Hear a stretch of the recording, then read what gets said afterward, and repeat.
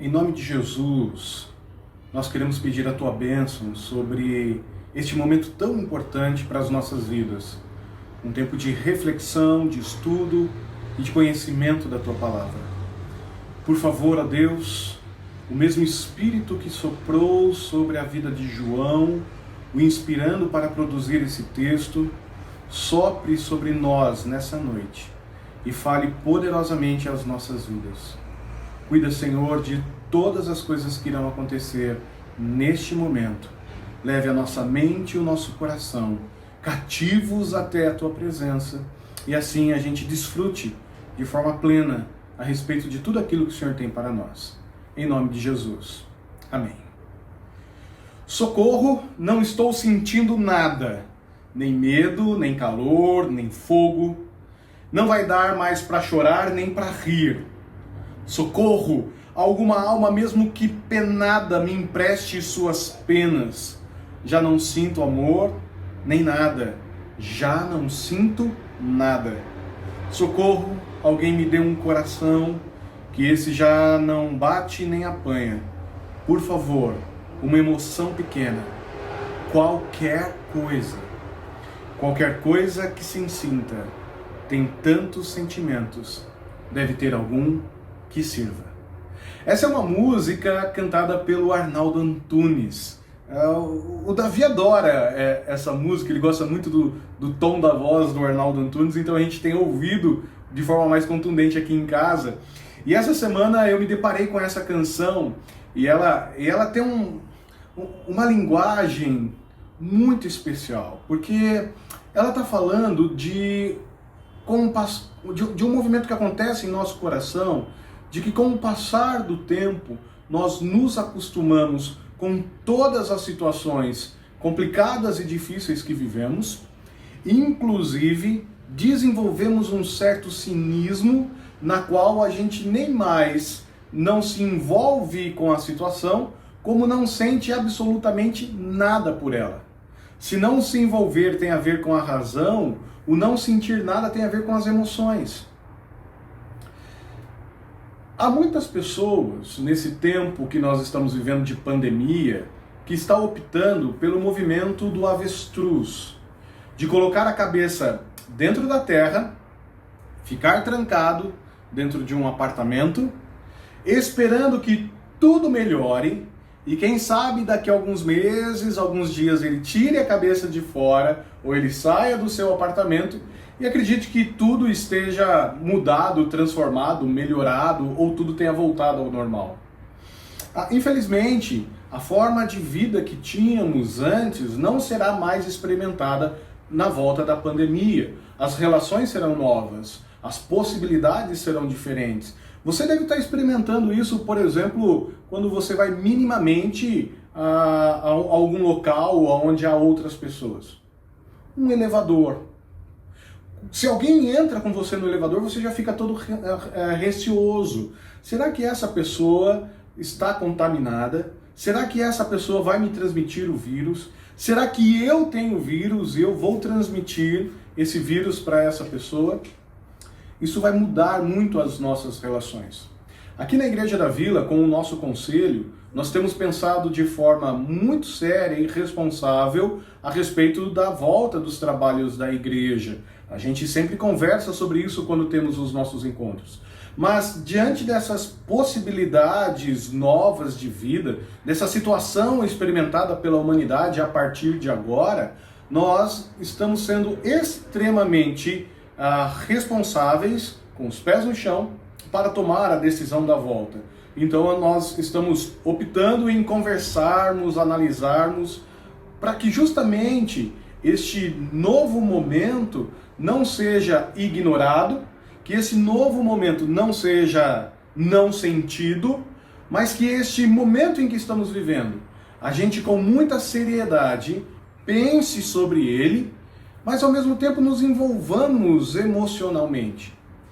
Não é tão simples, por exemplo, ouvirmos que nós já estamos chegando na barreira dos 50, 55 mil mortos. Eu sei que existem boas notícias no meio de todas essas confusões, como, por exemplo, o desenvolvimento de uma possível remédio, de uma possível vacina, da possibilidade da queda dos números. Tudo isso é possível, mas nós queremos ser responsáveis e também sentirmos a dor e chorarmos os sentimentos das pessoas em relação às perdas. Arnaldo Antunes faz uma denúncia contundente, na qual nós olhamos para as situações e nós não sentimos absolutamente mais nada. E então ele faz um grito: por favor, qualquer coisa, uma emoção pequena, tem tanto sentimento, deve ter algum que sirva. A igreja do primeiro século, no ano 96, que nós estamos tratando mais ou menos, era uma igreja que estava passando por uma situação complicada. E é interessante a gente olhar no capítulo 2 e 3, como a gente já fez isso, e percebermos as reações diferentes das pessoas diante da perseguição que Domiciano, o Império Romano, havia impetrado contra a igreja deste momento. Algumas desenvolviam heresias como o gnosticismo, algumas desenvolviam a apatia missional, alguns desenvolveram a ausência de cuidado para com aqueles que estavam sofrendo a perseguição. 2 igrejas se mantiveram fiéis, mas as outras 5 desenvolveram um cinismo muito grande e optaram então em não mais sentir um fervor no coração, um raciocinar correto para viver aquela situação. Não, eles optaram por caminhos estranhos e diferentes. Bem, diante disso, eu quero desafiar você, então, e a mim, que estamos vivendo um tempo difícil, olharmos para como é que João trata essa questão do sentimento na vida da igreja daquele período e quais são as lições que podemos tirar para nós. Vamos lá? Bem, antes de continuar, eu preciso explicar para você um pouquinho sobre o que é o Apocalipse.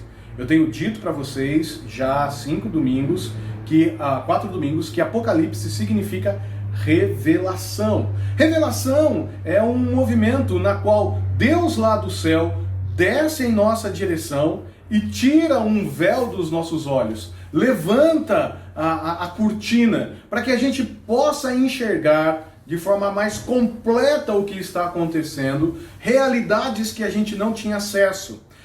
Ele levanta a cortina e mostra, na verdade, a direção do grande teatro que está acontecendo no palco da vida. E quando ele faz isso, ele leva João até o trono e mostra: João, quem está no backstage, cuidando de todas as coisas, direcionando todas as coisas, é o Deus poderoso que se senta no trono. Lembra do capítulo 3? Mas ao mesmo tempo, é o Deus poderoso que em Jesus Cristo nos salvou. Lembra do capítulo 5? Quando a gente conversou um pouquinho sobre o Cordeiro? Bem, diante dessa situação, você precisa entender, então, um movimento muito importante para a gente entender o livro do Apocalipse, ou qualquer profecia que existe na Bíblia. Algumas pessoas chamam esse movimento, John Stott chama esse movimento de já e ainda não. O que isso significa? Significa que as profecias, elas têm 2 movimentos importantíssimos. O movimento do já, do agora, do hoje, para os primeiros ouvintes de uma profecia. Depois, nós temos o ainda não, o depois, o amanhã, na qual essa profecia dada para um grupo específico é ampliada e aí atinge toda a humanidade. Deixa eu dar um exemplo para você entender. Quando Isaías, lá no capítulo 7, se eu não me engano, diz que a virgem vai conceber e ter um filho, quando Isaías escreve esse texto e os primeiros leitores de Isaías têm contato com essa mensagem, em nenhum momento eles pensaram em Jesus 300, 400 anos depois. O que eles estavam pensando era no rei, na mulher do rei, que daria um filho e este filho iria trazer paz para Israel. Os leitores, então, primeiro de Isaías, entenderam a profecia como no seu momento histórico. Com o passar do tempo, essa profecia vai se ampliando e chega até no entendimento cristão em Jesus Cristo. Assim são as profecias de Apocalipse. Apocalipse tem dois movimentos. O movimento de pregar para a igreja, que está sofrendo no ano 96, e ampliando ao longo da história da igreja, até que culmine com a volta de Jesus. Porque pense, qual seria o sentido de lermos Apocalipse, sendo que as profecias que esse texto tem são para o futuro? Eu diria, nenhuma serventia para agora. Qual a serventia que esse texto teria para os primeiros, as primeiras pessoas que acessaram os escritos de João lá durante a perseguição? Fiquem tranquilos, daqui 4.000 anos, daqui 5.000 anos, sei lá quantos anos, Jesus vai voltar. Tá bom, João? Que bom saber disso. Aliás, nós cremos nisso. Mas o que eu faço agora com as minhas lágrimas diante da morte do meu filho? Como eu reajo diante da minha perda de liberdade agora porque eu sou um cristão? Como que eu lido com a pobreza que entrou na minha história porque eu fui preso e os meus bens confiscados simplesmente porque eu não me ajoelhei e adorei Domiciano? Então a profecia de Apocalipse traz um consolo para essa igreja inicial, trazendo algumas realidades para eles naquele momento e ao mesmo tempo ampliando até chegar na volta de Jesus Cristo. É o que nós chamamos de já a profecia se cumprindo agora e ainda não, ela vai se cumprir de forma maior na volta de Jesus. Tranquilo aqui? Dentro desse entendimento é que a gente desenvolve a ideia dos últimos dias estar sendo experimentado pela igreja, da ascensão e descida do Espírito Santo, da ascensão de Jesus e descida do Espírito Santo até a volta de Cristo. É esse grande período que a igreja está vivendo, inclusive eu e você estamos vivendo, que a Bíblia chama isso de últimos dias. Vejam alguns textos, por exemplo, 1 Coríntios capítulo 10, versículo 11. Olha o que o texto diz. Paulo escreve assim: essas coisas acontecerão a eles como exemplos e foram escritas como advertência sobre nós, sobre quem tem chegado o fim dos tempos. Paulo, lá no primeiro século, quando escreve a carta aos Coríntios, está dizendo: nós já estamos vivendo o fim dos tempos. Eu e você estamos experimentando esse período. Ainda em Hebreus capítulo 9, versículo 26, a gente tem um texto dizendo: mas agora Cristo apareceu, uma vez por todas, nos fins dos tempos, para aniquilar o pecado mediante o sacrifício a si mesmo. Quando foi que Cristo se revelou? No início do fim dos tempos. Porque fim dos tempos, para o Novo Testamento, não é um período que antecede a volta de Jesus. Mas fim dos tempos, para a ideia do Novo Testamento, é esse período, ou melhor, o último período da graça de Deus, a qual é derramado o Espírito Santo sobre a vida da igreja, potencializando os cristãos para pregarem o Evangelho, fazendo discípulos, mostrando o amor de Deus, até que chegue o momento da volta de Jesus Cristo. É por isso que Pedro, pregando, explicando o porquê que as pessoas estavam falando em línguas, os apóstolos falavam em línguas, e as pessoas diziam: eles estão bêbados. Mas Pedro diz: são 11 horas da manhã, e naquele tempo beber 11 horas da manhã era estranho. E ele diz assim: eles não estão bêbados. Nos últimos dias, diz Deus, derramarei meu espírito sobre todos os povos. É nesses últimos tempos, o período em que Pedro estava vivendo, que o Espírito foi dado, e ele chama isso de últimos dias. É o período que eu e você, que temos o Espírito Santo, estamos vivendo. Esse período nós chamamos de últimos tempos. Para talvez ficar mais palpável para você, eu criei um esqueminha, e você está vendo ele aqui, que mostra o que eu estou dizendo, o que significa últimos tempos, segundo a ideia, logicamente, que existem outros movimentos com pensamentos diferentes. Esse é o pensamento arminiano, ou melhor, não, o movimento calvinista amilenista. Olha só quanto nome difícil, né? E aí a gente acaba até errando. O que pensa o movimento calvinista amilenista? Que Jesus desceu, morreu na cruz, foi levado aos céus, o Espírito desce, e nesse período, então, é inaugurado os últimos tempos, e ele se encerra com a volta de Jesus Cristo.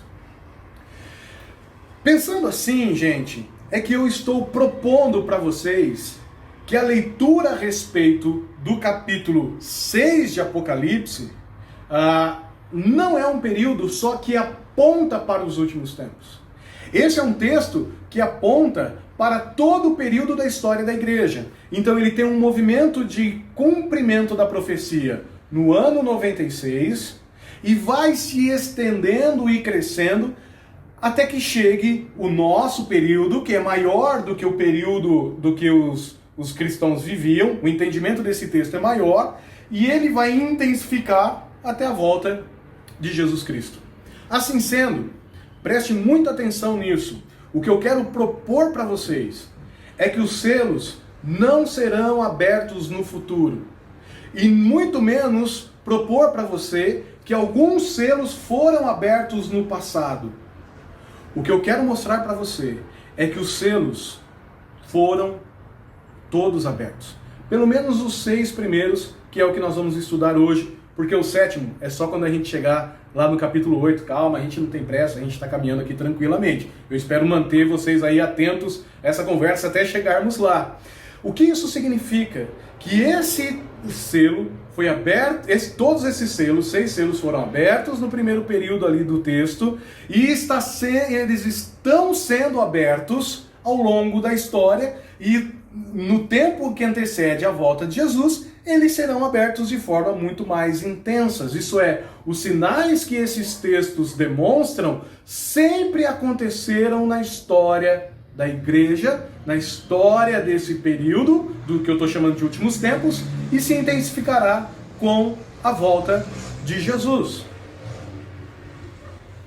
Se tiver alguma dúvida e alguma dificuldade sobre isso, lembre-se que às quintas-feiras a gente está tendo um pequeno grupo e lá você pode jogar suas perguntas e a gente debater a partir dessas perguntas. Eu só peço que vocês me mandem antes, justamente para eu me preparar para responder essas perguntas de forma mais contundente, porque o texto de Apocalipse não é tão simples assim, e às vezes a gente confunde esse texto com escatologia. Eles se misturam, mas o que eu quero tratar com vocês é trazer uma palavra de esperança ao seu coração que está vivendo esse tempo difícil, porque essa palavra de esperança fez sentido para os cristãos no ano 96 e fará sentido para todos os cristãos de todas as épocas que estão vivendo os últimos tempos até a volta de Jesus. Vamos ler então Apocalipse capítulo 6?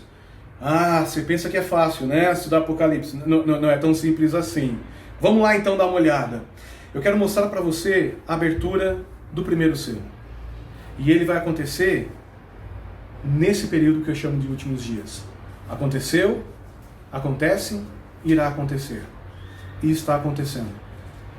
Observei quando o Cordeiro abriu o primeiro dos 7 selos. Só para a gente lembrar um pouquinho, João tem a visão do trono, ele vê um Deus poderoso que está governando todo o universo não está solto, o universo está sendo controlado por Deus. Ele olha no próximo ao trono, ao lado do trono, o Cordeiro que foi morto, mas ressurgiu e é um poderoso que está governando todas as coisas, junto com Deus e com a presença dos 7 Espíritos, o Espírito Santo. Este Cordeiro é descrito lá no capítulo 1 como aquele que tem um olho vermelho, tem uma língua como espada, aquela visão maravilhosa a respeito de Jesus. E João olhando tendo essa grande cena diante de si, ele vê na mão de Deus um livro enrolado, fechado, um pergaminho escrito por dentro e por fora, que revela a vontade de Deus para os últimos tempos, todo fechado, todo lacrado. E João chora dizendo, como é que a gente vai saber a vontade de Deus para os últimos tempos? Ou a ação de Deus nesse período em que nós estamos vivendo, que é chamado missão da igreja. O Cordeiro toma o livro da mão de Deus e começa a abrir esses selos. E aí nós chegamos no capítulo 6. Então ouvi um dos seres viventes, daqueles 4, lembra? O leão, o boi, o ser humano e a águia, representando a natureza, dizer com voz de trovão, venha. Aqui é uma coisa importante, porque João tem uma linguagem no seu evangelho e que a nossa tradução omitiu, que é venha e veja, venha e veja, venha e veja. O que isso significa é que João não só está pedindo para a gente ver a cena, para enxergarmos a cena, mas João está pedindo para que, ao observarmos a cena, nós a vivenciamos ou a experimentemos. Ele diz, venha e veja. Olhei e diante de mim estava um cavalo branco. O seu cavaleiro empunhava um arco e foi-lhe dado uma coroa, e ele cavalgava como vencedor, determinado a vencer. A ler o que significa esse cavaleiro branco? Ele já veio, ele está vindo, ele está atuando e atuará na história da igreja. Este cavalo branco, eu vou ousar a dizer que eu entendo que esse cavalo branco porque Apocalipse assim tem vários entendimentos, né? No meu entendimento, este cavalo branco é o poder do Evangelho. E por isso que eu estou chamando da abertura desse primeiro selo de poder do Evangelho. A boa notícia. Lá em Mateus capítulo 27, 28, Mateus 28, Jesus disse, ide por todo mundo e pregai o Evangelho, ensinando as pessoas a guardarem a respeito das coisas que eu ensinei a vocês. Batize essas pessoas, deixem com que elas convivam com vocês dentro de uma comunidade de fé. Mas antes de dar essa grande missão da igreja, de ir pregar o Evangelho, de ensinar pessoas, de batizá-las, Jesus diz, toda autoridade e todo o poder foi me dado nos céus e na terra. O Evangelho é poderoso para transformar vida de pessoas, porque o nosso Jesus é poderoso. O Evangelho de Jesus é a notícia de que o nosso Rei, Jesus, venceu todos os nossos inimigos. Assim, durante a história da igreja, naqueles primeiros momentos lá de Atos, a pregação é poderosa e ela não chega pedindo licença, ela chega arrebentando a porta dos infernos. A porta do inferno não pode deter a pregação do Evangelho. Então, com todo o poder e autoridade vinda de Jesus, potencializada pelo Espírito Santo, o Evangelho é pregado no primeiro século. E aqueles irmãos do ano 96, aquelas irmãs do ano 96 estavam experimentando um pouco desse poder do Evangelho que os livra da morte e os leva para a eternidade. Nada mais nos separa de Deus, porque Jesus morreu na cruz, no nosso lugar, pagando a nossa dívida, que era dada contra o Senhor por uma opção errada que fizemos e pelas posturas erradas que temos. Porque nós não podíamos resolver essa situação de pecado e de morte. É que Jesus decide se entregar e o nosso relacionamento com o Pai é reestabelecido, é reorganizado, é possível de novo. É o que nós estamos experimentando no ano 2020. Há muitas pessoas que estão ouvindo do Evangelho e estão optando em entregar as suas vidas, convencidas pelo Espírito Santo de que Jesus é o Senhor, e entregam então as suas vidas a Deus. Veja como que a igreja alcança hoje quase toda a humanidade, como nós temos frentes de atuação nas mais diferentes regiões, situações, povos, tribos e línguas do mundo. Pense na cidade de São Paulo, o tanto de igrejas que nós temos aqui na nossa cidade, diferentes. Por exemplo, eu conheço uma igreja chamada Projeto 242. É um projeto lindo, que alcança pessoas que a gente nunca alcançaria, pessoas do mundo mais underground, rock and roll, um pessoal bacana que precisa ouvir do Evangelho. E a gente tem uma igreja, por exemplo, como a igreja de Alphaville, onde pessoas da classe alta estão sendo alcançadas também pelo poder do Evangelho. Percebe como duas igrejas diferentes, antagônicas, conseguem pregar e alcançar o coração das pessoas? Como isso é possível? Nada mais por causa do poder do Espírito Santo agindo na igreja, potencializando com que ela prega o Evangelho, e o Evangelho invade todos os cantos da nossa cidade, porque tem invadido todos os cantos do nosso país, porque tem atingido toda a humanidade. O primeiro cavalo é o cavalo do Evangelho, o poder do Evangelho, que vem como um vencedor e cavalga determinado a vencer. As portas do inferno não podem detê-lo. O problema é que com a pregação do Evangelho vai surgir algumas perseguições muito importantes. E se hoje nós não estamos sendo perseguidos por causa da morte, que nos cause morte, há uma perseguição muito velada contra os cristãos de cunho mais moral. Deixa eu mostrar como que era isso no primeiro século e vou voltar nessa ideia de estarmos sendo perseguidos com um cunho mais moral. Segundo selo é aberto.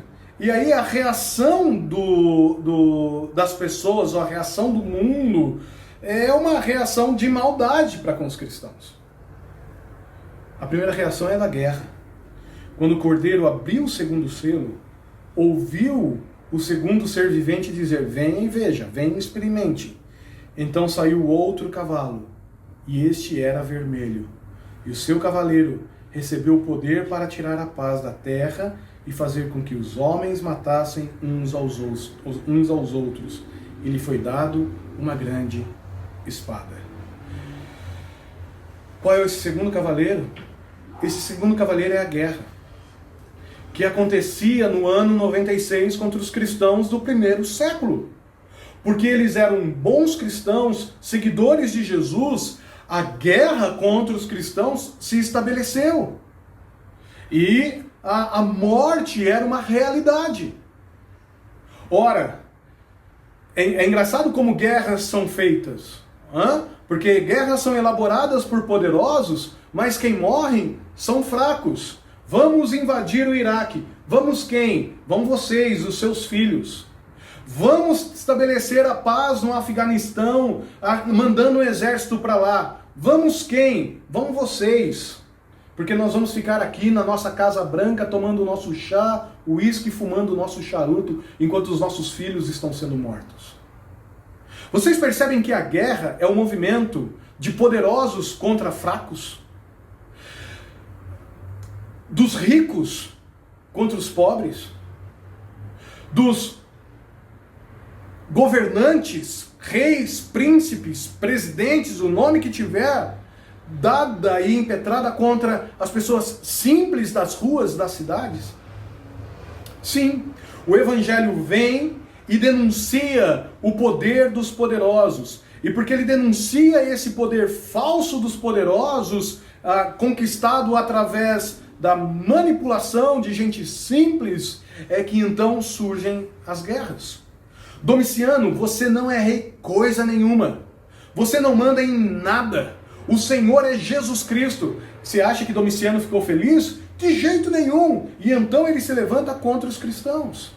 E todas as vezes que nós, como cristãos, denunciarmos o mundo mau em que vivemos, dizendo que os poderosos estão usando até mesmo o Evangelho para justificar o seu poder, eles se levantarão contra a igreja e a morte virá, a guerra vai se estabelecer, porque as trevas não podem suportar a luz. E todas as vezes que as pessoas que estão em trevas têm os seus olhos iluminados, elas ficam cegas e perdidas e gritam: apague a luz. A guerra se estabelece.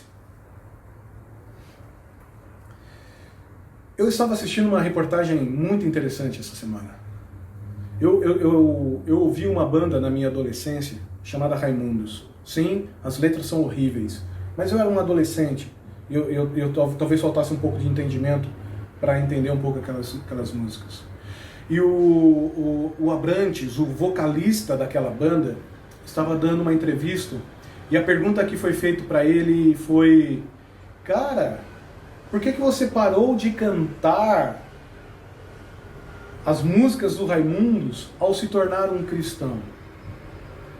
E ele, explicando um pouco da vida e da transformação de vida dele, ele disse assim: mas você me permita uma acusação, essa sua pergunta é estranha. Porque se eu tivesse deixado a banda Raimundos para me tornar um monge budista em cima de uma montanha, vivendo de forma enclausurada, ascética, talvez eu fosse elogiado e não acusado como você está fazendo. Vocês conseguem perceber como a perseguição contra os cristãos hoje é um pouco mais velada? Ela tem um cunho muito mais moral. O irmão André, o contrabandista de Deus, e aí os mais velhos podem comentar aí se vocês conhecem. Jones, eu sei que você conhece. Paulinho, eu sei que você conhece. O Lu, o presbítero Lu conhece também, já deve ter ouvido falar do irmão André. Se você conhece o irmão André, comente aí, porque é do seu tempo dos anos 70, 80. O irmão André era um contrabandista de Deus. Ele pegava a Bíblia e entrava na União Soviética, na então União Soviética, e distribuía Bíblia por todo o mundo comunista.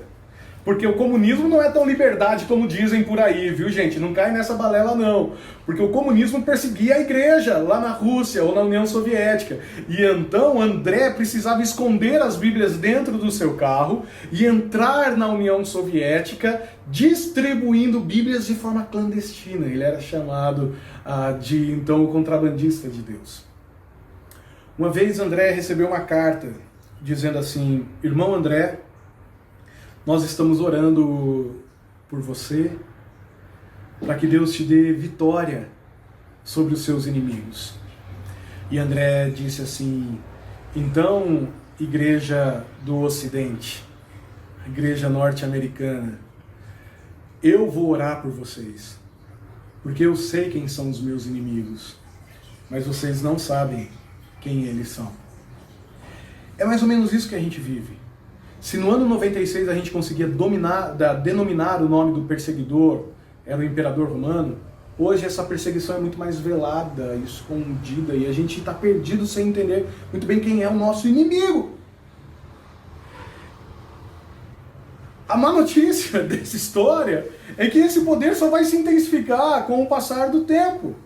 Porque o evangelho vem, entra na história, chuta a porta do inferno, o inferno não fica quietinho aceitando, ele entra em guerra contra o evangelho. Se você quiser viver uma vida piedosa, diz a Bíblia, você vai sofrer perseguição. Mas vale a pena viver essa vida piedosa. As lutas virão, como por exemplo no terceiro selo. Veja o que o texto diz. Quando o cordeiro abriu o terceiro selo, ouviu o terceiro ser vivente dizer: venha e veja.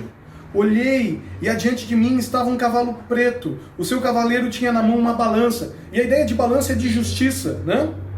E então, ouvi o que parecia uma voz entre os quatro seres viventes dizendo: 1 quilo de trigo por 1 denário. E essa voz, algumas pessoas entendem que é a voz de Deus, porque Ele está no meio dos quatro seres viventes. E essa voz diz: 1 trigo por 1 denário, 3 quilos de cevada por 1 denário, e não danifique o azeite e o vinho. Qual é a ideia aqui? A ideia é de que a fome vai entrar na história.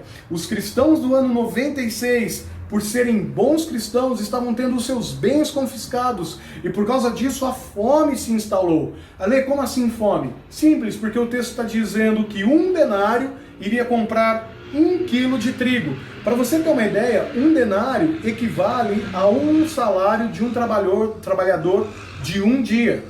Então, o trabalho de um homem, de uma mulher, de um dia, tinha como pagamento 1 denário. Vamos fazer uma média brasileira de mais ou menos R$100, R$100 por dia. Bem por cima, assim, bem chutando. Vamos imaginar que o salário de um brasileiro, em média, seja R$100. Já pensou comprar 1 quilo de farinha por R$100?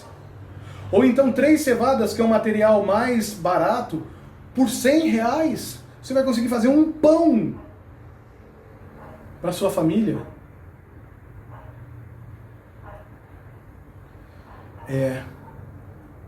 A perseguição é muito forte no ano 96. Aqueles homens e aquelas mulheres estão experimentando fome por causa do Evangelho de Jesus. O quarto selo. O quarto selo advém justamente do movimento da guerra, do movimento da fome, da violência. O quarto selo é a morte. Quando o cavaleiro abriu o quarto selo, ouvi a voz do quarto ser vivente que dizia: venha e veja. E olhei adiante de mim, estava um cavalo amarelo. Uma informação importante: cavalo amarelo aqui, em algumas traduções está como cavalo verde esmeralda, verde alguma coisa. Carlos Mesters, um biblista latino-americano, ele é holandês, mas está estabelecido na América Latina como missionário. Ele diz que a melhor tradução seria um cavalo com cor de cadáver. O seu cavaleiro chamava-se Morte. E o Hades, o inferno, a habitação dos mortos, o seguia de perto. Foi-lhe dado poder sobre um quarto da terra para matar pela espada, pela fome, por pragas e por meio de animais selvagens da terra. Percebe que esse cavaleiro parece trazer a palavra final para os cristãos do ano 96? Vocês irão morrer, irão habitar no mundo dos mortos, o Hades.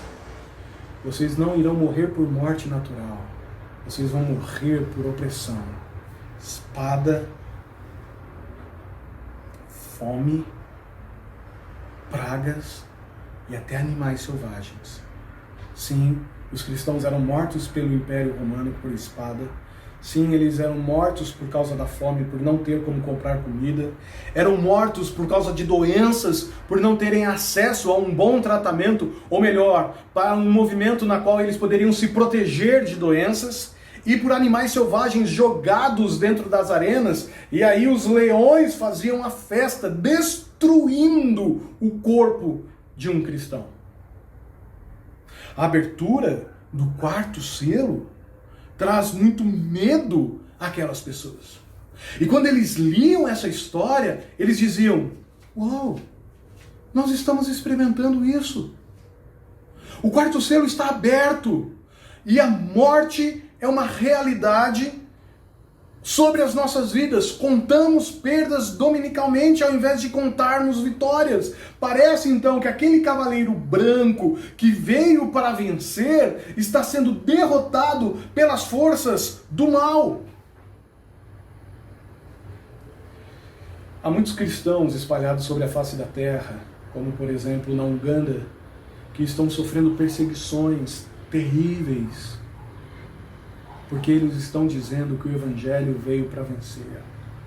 A Coreia do Norte mata, ou prende, mata ou afasta das suas famílias os seus cristãos, proibindo a pregação do Evangelho. E então, a realidade do ano 96 é: não há solução, não há alternativa, há só lágrimas na história. Para esses irmãos que estão vivendo esse tempo de perseguição espalhados pelo mundo, parece não haver solução, parece só haver a possibilidade da destruição e da morte. Às vezes nós olhamos para a nossa realidade e achamos que a pregação do Evangelho não é tão poderosa assim, então é melhor nos calarmos, porque vai que a pregação do Evangelho traga algum prejuízo para nós. E o texto de Apocalipse é muito claro. Sim! Isto vai acontecer se você ousar viver a sua vida de forma piedosa, servindo e seguindo a Jesus Cristo de forma plena e completa. Que legal, né, Lê? Então só nos resta cortar o pulso e mais nada. Vamos agir como cínicos e cantarmos a música: qualquer coisa que se sinta. Tem tantos sentimentos, deve ter algum que sirva. Eu não sinto mais nada. Mas a história não para aí. E aí nós temos a abertura do quinto selo. E esse quinto selo, no ano 96, era um grito de: até quando o Senhor vai permitir isso? Eu e o pastor Jones estamos tendo uma live de oração toda terça-feira e tem sido extremamente abençoadora e importante para a minha vida. O pastor Jones já testemunhou quanto esse tempo tem sido importante para a vida dele, para a família dele, e algumas pessoas têm contado para a gente o quanto elas ficam ansiosas por esse tempo. E a gente tem conversado um pouquinho sobre oração. E quando a gente conversa sobre oração, a gente percebeu um monte de disfunção que a gente tem, inclusive, por exemplo, de não termos coragem de abrirmos o nosso coração diante de Deus. Nós preferimos omitir, esconder algumas informações, achando de que nós vamos desagradar a Deus, como se Ele não percebesse os sentimentos que temos e nem conhecesse as nossas palavras antes de chegar à nossa boca. A igreja do 96, do ano 96, vivia essa luta e essa dificuldade contra os 3 últimos cavaleiros, porque eles optaram em viver com o primeiro cavaleiro. E sabe o que eles gritam? Até quando o Senhor vai permitir isso? Quando abriu o 5º selo, eu vi debaixo do altar as almas daqueles que haviam sido mortos por causa da palavra de Deus e do testemunho que deram. As crianças, os pais, as mães, os avós que morreram por não negar o Evangelho, estavam lá diante do altar. O texto diz: debaixo do altar é uma figura do Antigo Testamento para onde corria o sangue do sacrifício. Ficava por debaixo do altar. É onde estão os gritos, os lamentos daqueles cristãos que estão sendo perseguidos ao longo da história e dizem: Deus, até quando esta realidade vai alcançar a minha vida?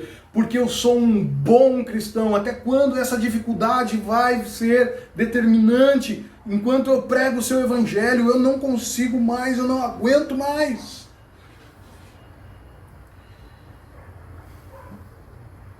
E eles clamavam em alta voz: até quando, ó soberano, santo e verdadeiro? Até quando esperarás para julgar os habitantes da terra e vingar o nosso sangue? Lembra quando eu expliquei para você o quanto nós estamos presos ao Cronos e o quanto Deus está preso, ou melhor, vivenciando e experimentando Kairos? O Cronos, o tempo marcado, hora, dia, momento, segundos, anos. Nós estamos vivendo assim, presos a isso. E essas almas estão presas, e por isso que a pergunta deles é: até quando? Mas Deus não está preso ao Cronos, Deus está vivendo o Kairos, isso é o tempo correto, o tempo oportuno, o tempo daquele que era, que é e que há de vir. E então Deus responde assim no versículo de número 11. Então cada um deles recebeu uma veste branca e foi-lhe dito que esperassem um pouco mais. Olha que visão interessante. Deus dá vestes brancas para essas pessoas. E no livro do Apocalipse, vestes brancas significa a salvação no sangue de Jesus. Eles alvejaram, tornaram as suas roupas brancas no sangue de Jesus. É algo que eles ganham. Vocês percebem como a oração pode ser um grito de socorro, sem termos medo de sermos recriminados ou termos a orelha puxada por Deus por causa de palavras erradas. Eles estão gritando: Deus, a gente não aguenta mais, até quando? E Deus, ao invés de dizer para eles: calem a boca, porque não cabe vocês saberem disso, Deus os veste com honra, dando-lhes roupas brancas. Esta palavra até quando é uma oração muito comum na Bíblia. Por exemplo, o Salmo 13. Do versículo 1 ao versículo 2, o salmista repete constantemente: até quando? Até quando? Até quando? Até quando? Por 4 vezes ele diz: eu não aguento mais. Até quando, Deus?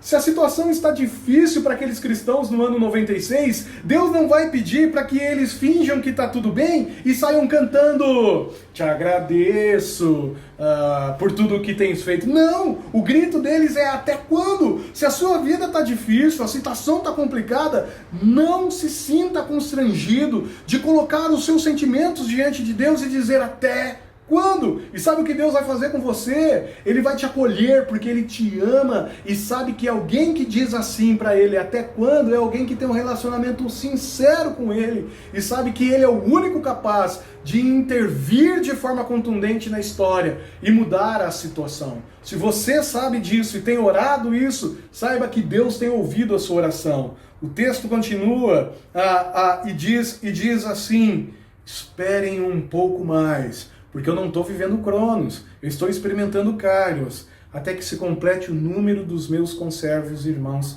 que deveriam ser mortos como eles. Esse é um texto difícil de entender, porque parece que Deus tem um limite, e parece que Deus tem um número correto das pessoas que deveriam morrer.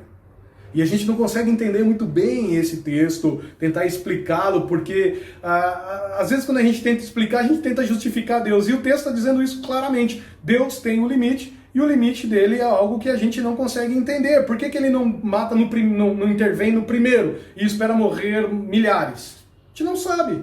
Mas o que o texto diz é, mesmo vocês não sabendo, porque vocês ainda estão presos ao Cronos e eu que estou vivendo Kairos, sei o que estou fazendo, confiem em mim, que eu vou agir. E aí no ano 96, essas pessoas então podiam chegar até Deus e dizer até quando?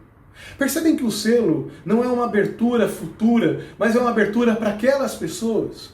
Percebe que o selo não é uma abertura só para o futuro, é uma abertura para nós, que estamos vivendo tempos difíceis, complicados, perseguição, sem perspectiva do futuro, com medo a respeito da caminhada humana na face da terra.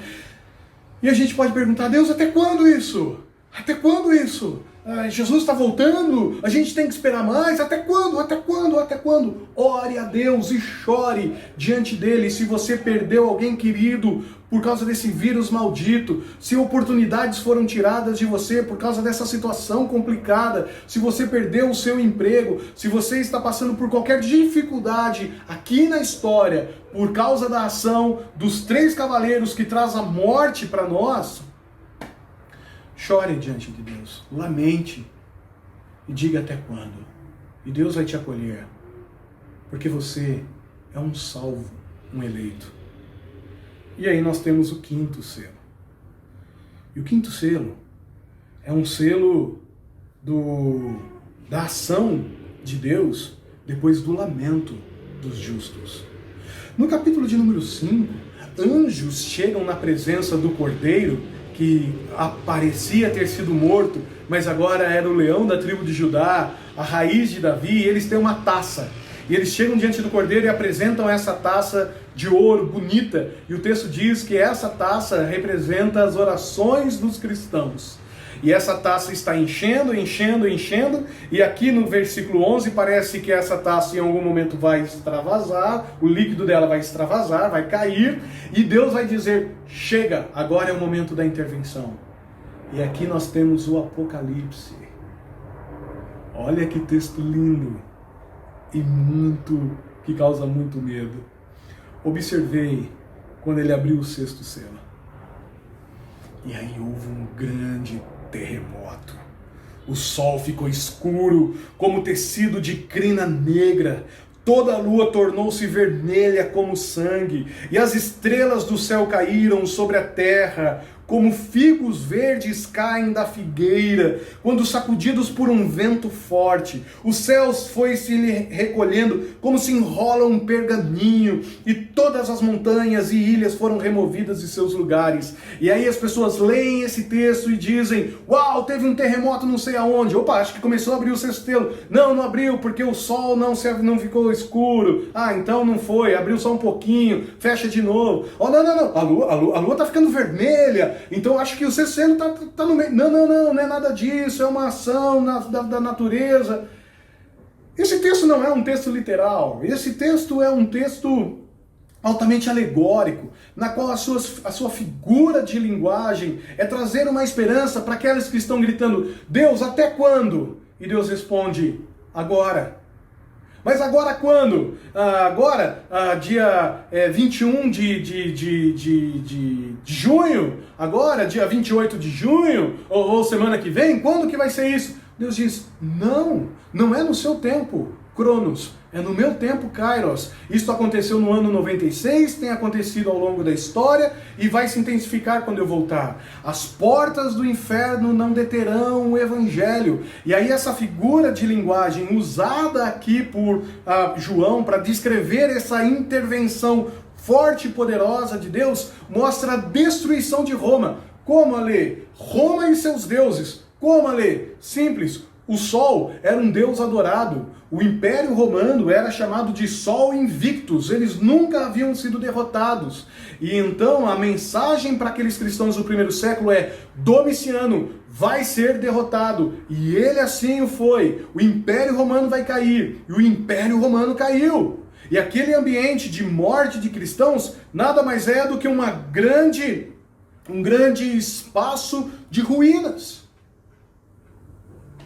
E a Lua? A Lua representava a deusa Diana. Diana era desenhada como uma lua. E uma das coisas que Domiciano queria fazer era o restabelecimento do culto a essa deusa. O que o texto está dizendo é que os deuses romanos não são nada diante do poder de Deus. Se esses deuses estão agindo, ou melhor, se os poderosos estão agindo em nome desses deuses, para trazer fome, para trazer guerra, para trazer morte, como os cavaleiros, Deus está dizendo: eu vou humilhar e destruir todos esses deuses, inclusive aqueles que são seus seguidores, representados pela estrela. Eles vão ser sacudidos por um vento forte. A ideia de vento, ruá em hebraico, pneuma em grego, traz a ideia do Espírito Santo que sopra forte e destrói esses poderes. E é interessante notarmos que na economia da Trindade, quem está agindo nos últimos tempos, na história da igreja, durante a missão, é o Espírito de Deus. A religiosidade opressora romana será destruída. As religiosidades opressoras, não graciosas do nosso tempo, seja ela o nome que ela tiver, será destruída. E só a mensagem do Evangelho da graça de Jesus se estabelecerá para sempre. Deus vai intervir na história, porque Ele já agiu no passado. Veja que a ideia continua e diz: então os reis da terra, os príncipes, os generais, os ricos, os poderosos, todos os homens, quer escravos, quer livres, esconderam-se em caverna e entre as rochas das montanhas. E eles gritavam às montanhas e às rochas: caiam sobre nós, esconda-nos da face daquele que está sentado no trono. Lembra do trono e do cordeiro e da ira do cordeiro? Lembra daquele que está ao lado do trono de Deus? Pois chegou o grande dia da ira deles. E quem poderá suportar? Vocês, pessoas más, acharam que poderiam matar os cristãos, homens e mulheres piedosos. Eu estou dizendo para vocês: se cuidem, a sua hora chegou, a sua casa caiu, porque Deus vai intervir, ou interveio no ano 96. Perceba que Roma é destruída de cima para baixo. Ele fala de reis da terra, príncipes, generais, ricos, poderosos e homens simples, sejam eles escravos ou livres. João faz uma descrição completa da sociedade romana, que começa com o imperador e termina com escravos. Ele está dizendo: todo o poder romano que se levanta contra a igreja será destruído. Você, opressor, você que faz mal, você não vai subsistir, porque o Deus libertador e gracioso será o vitorioso.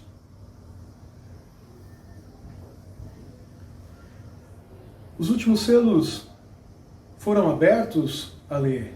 Sim. Quer dizer que eles não são, eles estão abertos? Sim, lá no ano 96. Quando o Evangelho venceu e começou a se espalhar pelo mundo, mas quando o Evangelho começa a entrar nos becos das ruas do Império Romano, denunciando a opressão e a maldade de Domiciano, ele reage trazendo guerra, trazendo fome e morte. E os cristãos então choram. E o que Deus faz no céu? Ele diz: você não vai nessa sozinho. Eu vou com você. Ali, os céus estão abertos hoje? Sim. Quando nós pregamos o Evangelho, é mais uma manifestação de um cavaleiro grande e forte que rompe com todas as barreiras que impedem com que a mensagem chegue aos ouvidos das pessoas.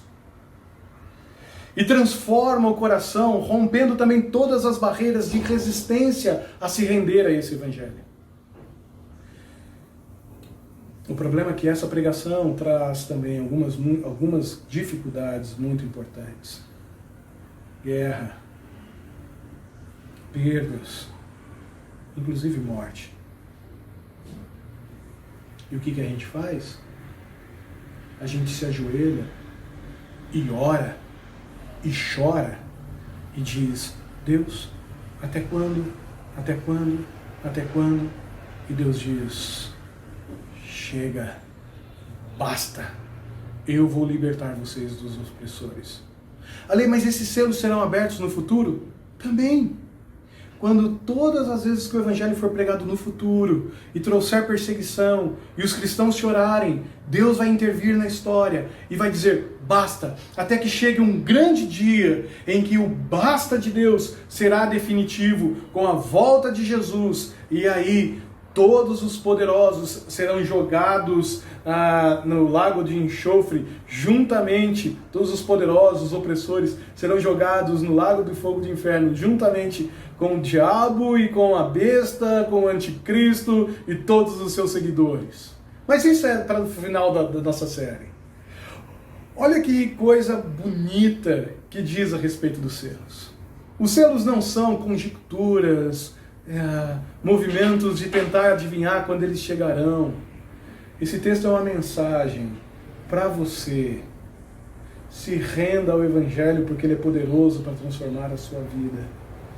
E o meu convite para você nessa noite é: se você ainda não se rendeu ao Evangelho, que você faça isso agora. E eu quero orar por sua vida. Deus, o teu Espírito é poderoso, forte, para convencer o coração das pessoas que não se renderam a Jesus como Senhor e Salvador. Faça isso agora. Por favor, Deus, rompendo todas as barreiras, para que a mensagem da cruz ecoe no coração, na vida dessa pessoa, e ele tenha Jesus como Senhor e Salvador da sua vida. Amém. Mas essa mensagem também é para você, que por causa do Evangelho e por causa da vida piedosa, tem passado por lutas e por dificuldades. Eu quero orar por você. Deus, abençoe essa pessoa que está passando por lutas na sua vida. Que a tua graça e o teu poder as mantenha em pé. E quando tudo for contrário, todas as vozes forem negativas e forem acusativas, que a tua força os restabeleça e que a voz da tua graça, que a voz do teu poder e que a voz da tua presença seja na vida e no coração dessas pessoas. Em nome de Jesus. Amém. Eu estou com vocês todos os dias até a consumação dos séculos. Termina Mateus 28. Todo o poder foi me dado. Vão e preguem o Evangelho. Eu vou estar com vocês. Esses cavaleiros não irão nos vencer. E por isso você pode dizer: Deus, está difícil. É porque Ele está ao seu lado, caminhando com você. é que você pode proclamar em alta e grande voz: Deus, eu não suporto mais, os meus inimigos parecem serem muito poderosos e me derrotarem. Até quando? Até quando? Até quando? Mas quando você falar assim, eu quero que você reconheça uma voz graciosa lhe enchendo de esperança e dizendo: vai chegar o momento da minha intervenção, meu filho querido. Paciência, caminhe, Canaã está chegando, o céu é logo ali. Maranata, Jesus está chegando, firme, forte na história, caminhe com esperança. E eu quero orar por você que está desesperançado nesse momento. Pai, sopre o teu Espírito e encha de esperança o coração da pessoa que está ouvindo essa mensagem. Que as milhares de vozes confusas não traga, Deus querido, qualquer movimento de desespero ou cinismo, mas que haja, Senhor, a certeza na mente e no coração do teu amor e do teu cuidado para com elas. Em nome de Jesus. Amém.